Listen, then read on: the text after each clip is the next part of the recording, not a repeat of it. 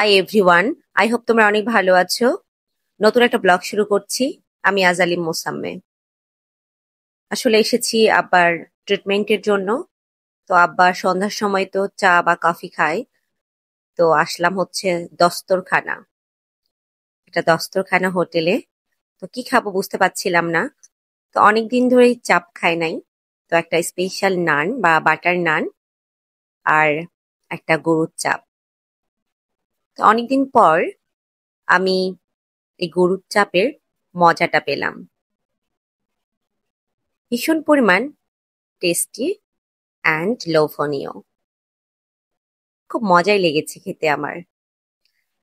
আসলে আব্বার সাথে আমার ছোটখাটো বলবো না, অনেক স্মৃতি। বাবা মার সাথে তো অনেক স্মৃতি থাকে। আর আমি আমার আব্বার সাথে সব সময় থাকি। বিপদে তো আছি, সুখেও তো থাকি, কিন্তু বিপদের সময়গুলো সব সময় আব্বার সাথে।